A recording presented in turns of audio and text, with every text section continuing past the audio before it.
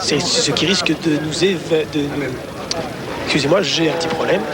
Ce qui en tous les cas est un signe de qualité pour ce combat, puisque le rôle de l'arbitre est très important. C'est Rudy Ortega, donc a dirigé, je crois, un peu plus de 40 championnats du monde. 46 pour être précis, Jean-Michel, et notamment le Holmes Snipes de 1981. Vous savez qu'en WBC, il n'y a pas de compter debout, que la règle des 3 knockdowns n'est pas forcément valable et qu'à tout moment, l'arbitre peut interrompre ce combat. En tous les cas, ce sont les 2 meilleurs super plumes au monde que nous voyons cet après-midi dans les arènes de Nîmes. Cela nous démontre certainement, va nous valoir un combat de très haute qualité. Un combat qui semble un petit peu la foudre, étant donné les déclarations tonitruantes des 2 boxeurs depuis une semaine. Première reprise, Francesco Thomas da Cruz dans les couleurs brésiliennes, or et vert. Et plus grand donc, plus grand que Julio César Chavez. 4 ou 5 cm, mais qui compte puisque cela se reporte aussi sur la longe qui va être supérieure chez le Brésilien. Mais comme vous le disiez tout à l'heure, Jean-Philippe, il semble à la vue des combats que vous avez diffusés que donc Da Cruz ne sait pas toujours très bien profiter de cet avantage. Il préfère boxer de près, paradoxalement. En tous les cas, pour l'instant, les 2 adversaires s'observent.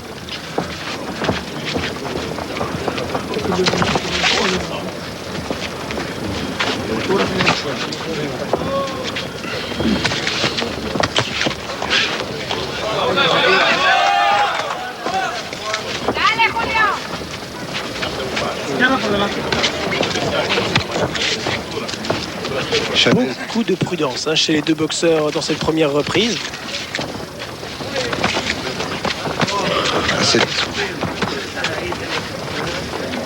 sans doute là, comme ça, à mi-distance ou de près, que nous allons pouvoir les juger.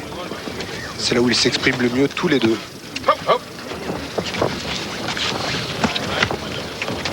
Oh, bon crochet droit, là, de Chavez. Tout nouveau crochet droit. Encore un.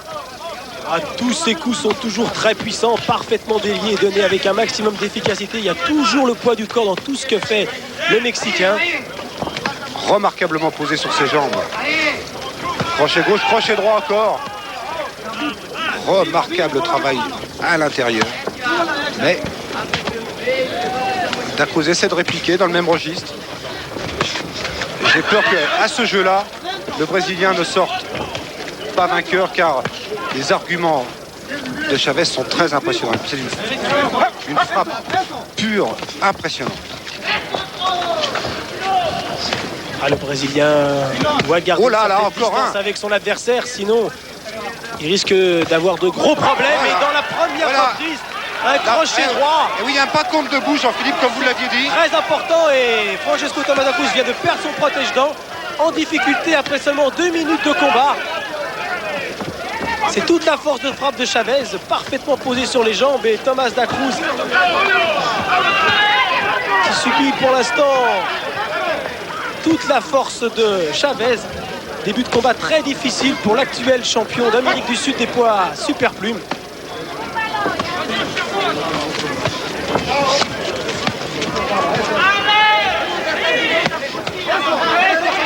Il n'a plus toute sa lucidité déjà après seulement 2 minutes 30 secondes.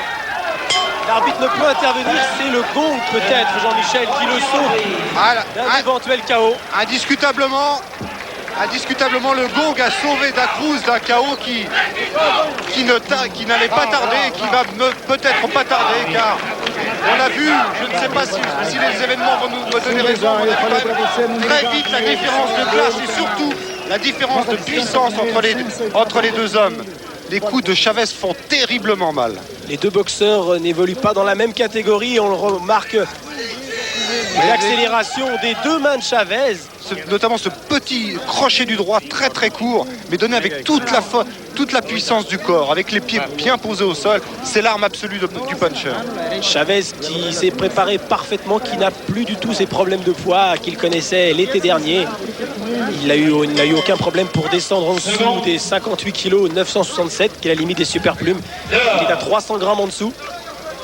Il est parfaitement affûté. Il n'a pas boxé depuis 4 mois. Il est très reposé. Et cela risque d'être très difficile pour Francesco Tomás da Cruz. Il faut qu'il fuit, il faut qu'il boxe à distance et qu'il boxe en remisant s'il veut avoir une chance. Mais oui, il n'y arrive pas, il s'approche. Et là, c'est une tactique peut-être suicidaire, compte tenu de sa morphologie. On a encore une terrible droite, crochet gauche, crochet droit. Quelques bonnes répliques tout de même, mais insuffisantes pour stopper le Mexicain. Mais tous les coups sont très très puissants, très lourds.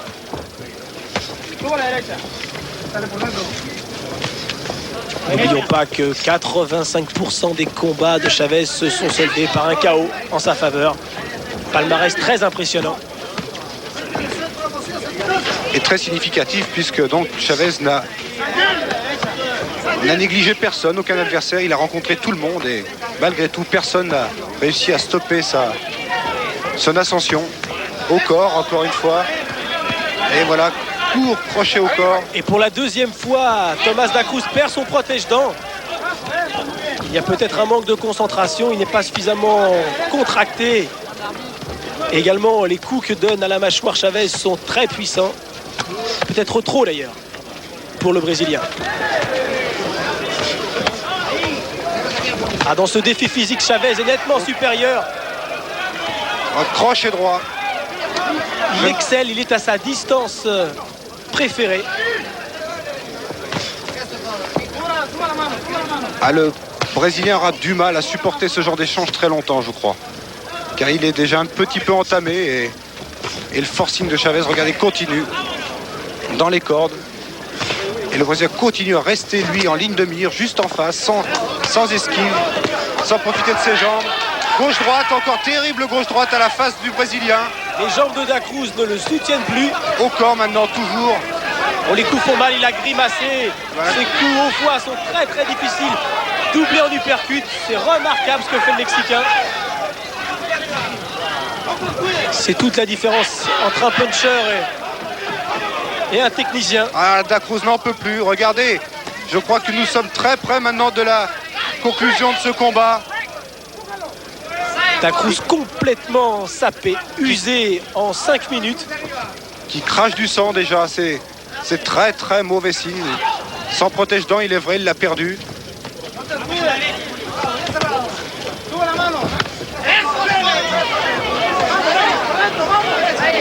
Ah, cela fait plus d'une minute que da Cruz ne donne plus un seul coup. Et le gong une nouvelle fois qui sauve Tomás da Cruz, qui a d'énormes difficultés à rejoindre son coin.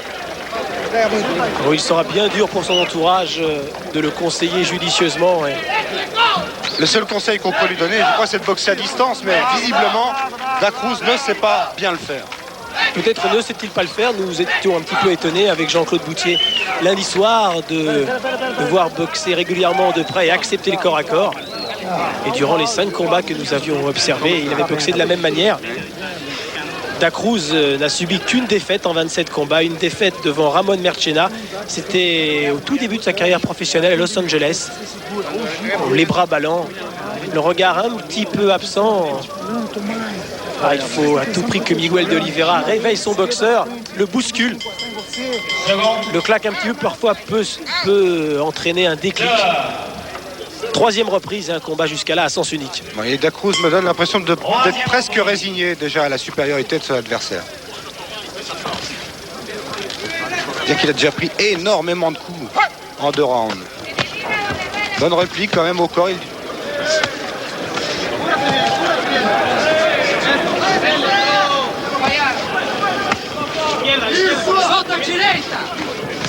Solta direita!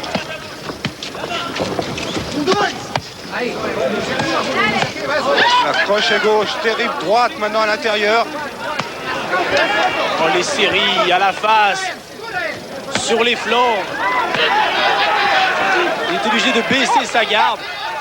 Il n'en peut plus, il s'accroche d'ailleurs au Mexicain. Il remet son protège-dents qu'il était encore en train de perdre. Il est certainement en manque d'air, avec la bouche entrouverte. Problème de respiration, c'est le souffle coupé avec ses coups au flanc. L'arbitre a réprimandé Chavez pour un coup bas, mais il ne serait pas étonnant que Da Cruz s'écroule sur un coup qui serait pas forcément le plus efficace. tout à fait, tout à fait.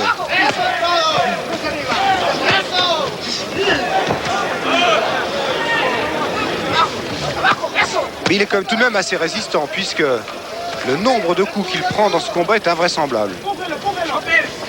Regardez encore, à nouveau des courts crochets. Il tente de répliquer.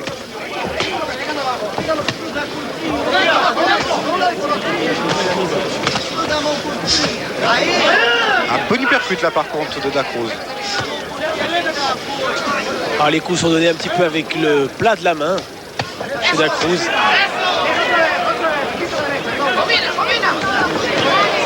Oh, les uppercuts, c'est remarquable.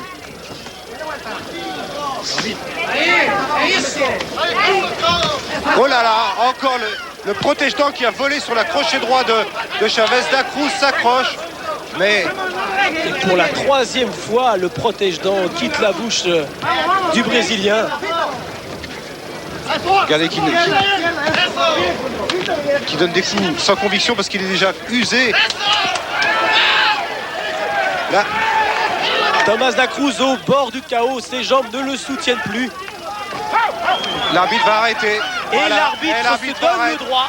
Comme on vous le précisait au début de ce championnat du monde, il avait les moyens d'arrêter le combat sans compter l'adversaire, le boxeur en difficulté. Et arrête l'arbitre, victoire expéditive de Julio César Chavez. Quelques sifflets du public, mais peut-être n'ont-ils pas apprécié tout le travail physique de Julio César Chavez. Très impressionnant lorsque nous sommes au bord du ring, et vous l'avez certainement également été, vous devant votre poste. Avec cette victoire, la 53e de Julio César Chavez, 8e défense victorieuse, toujours invaincu chez les superplumes, et qui est sans conteste le meilleur superplume au monde, car dans les autres fédérations, Brian Mitchell ou Barry Michael ne sont pas de sa valeur. De très très loin, je crois que là, il n'y a aucun doute. Les trois fédérations instituent souvent la confusion dans les valeurs, mais là, Julio César Chavez est indiscutablement le plus fort à son poids. Il vient de le démontrer encore ce soir dans un match que l'on attendait sans doute, c'est vrai, plus équilibré. Mais Francisco Tomás Da Cruz n'a rien pu faire contre ce Chavez déchaîné trop supérieur. Les encouragements et les cris de hurrah, hurrah, de victoire du clan mexicain.